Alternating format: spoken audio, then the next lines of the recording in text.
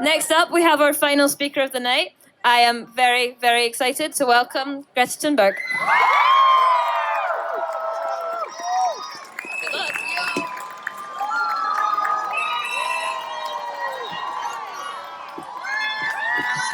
Thank you everyone for coming. What a great day. It is not a secret that COP26 is a failure.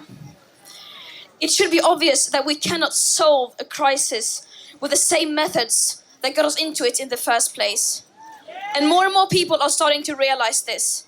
Many are starting to ask themselves, what will it take for the people in power to wake up?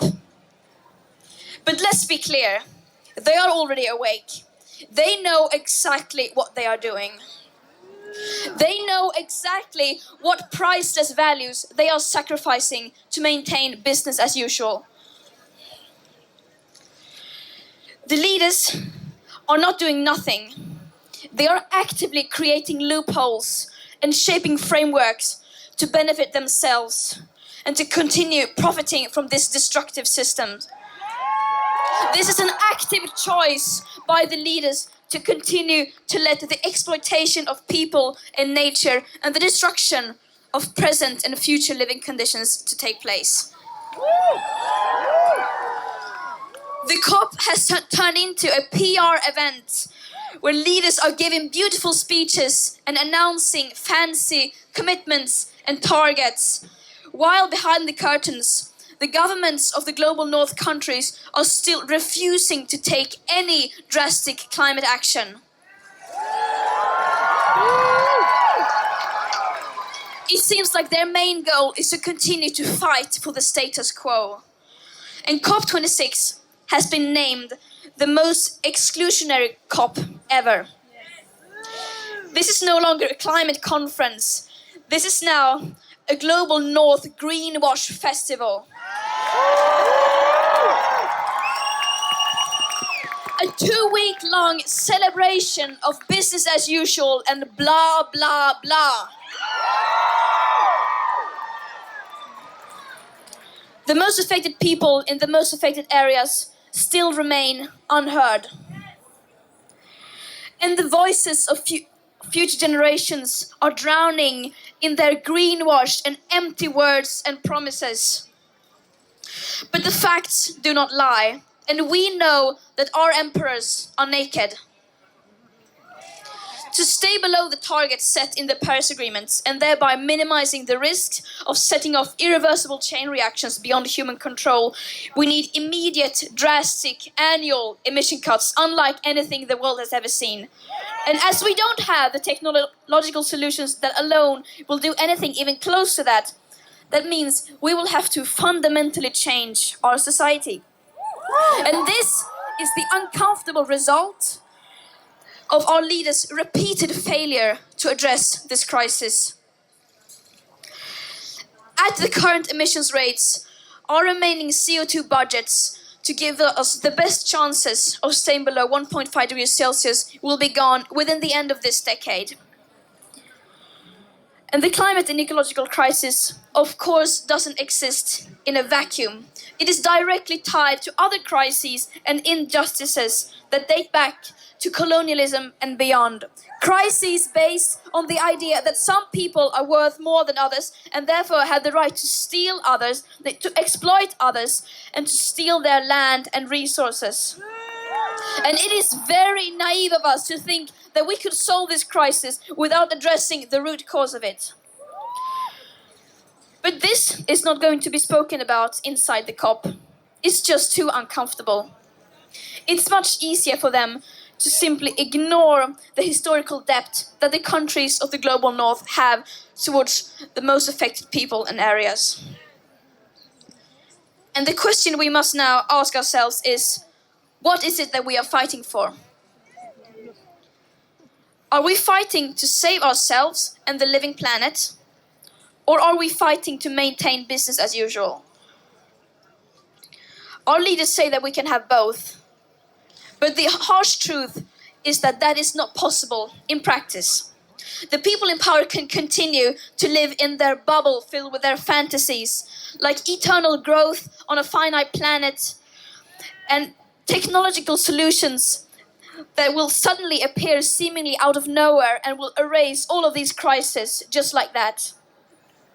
All this while the world is literally burning on fire, and while the people living on the front lines are still bearing the brunt of the climate crisis. They can continue to ignore the consequences of their inaction, but history will judge them poorly, and we will not accept it.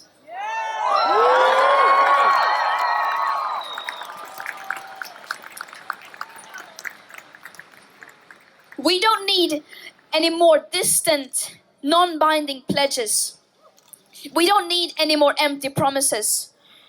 We don't need any more commitments that are full of loopholes and incomplete statistics and that ignore the historical emissions and climate justice. Yet, that is all that we are getting. And no, that is not radical to say. Just look at their track record. They have had 26 COPs. They have had decades of blah, blah, blah. And where has that led us?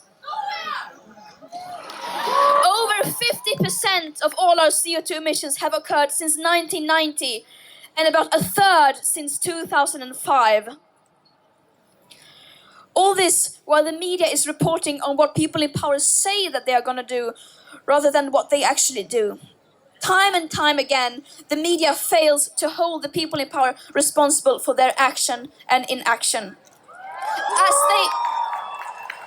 As they continue to expand fossil fuel infrastructure, opening up new coal mines, coal power plants, granting new oil licenses, and still refusing to do even the bare minimum, like delivering on the long-promised climate finance for loss and damage to the most vulnerable and least responsible countries. This is shameful. Yeah. Some people say that we are being too radical. But the truth is that they are the ones who are radical. Fighting to save our life-supporting systems isn't radical at all. Believing that our civilization, as we know it, can survive a 2.7 degree or a 3 degree hotter world, on the other hand, is not only extremely radical, it's pure madness.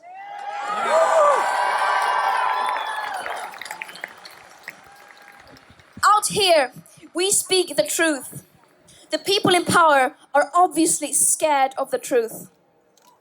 Yet, no matter how hard they try, they cannot escape from it. They cannot ignore the scientific consensus, and above all, they cannot ignore us, the people, including their own children. They cannot ignore our screams as we reclaim our power. We are tired of their blah, blah, blah. Our leaders are not leading. This is what leadership looks like.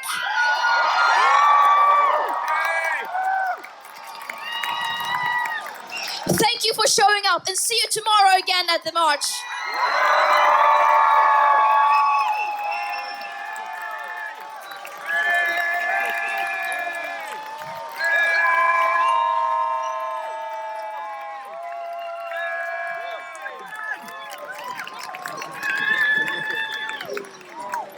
Thank you all so much for coming. That was incredible to hear. I'd like to invite the group from Fridays for Future Glasgow, who are responsible for organising this incredible day.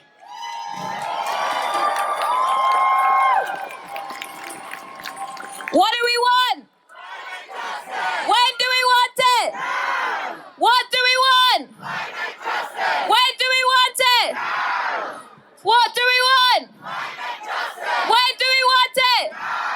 What do we want? When do we want it? Thank you so much for coming.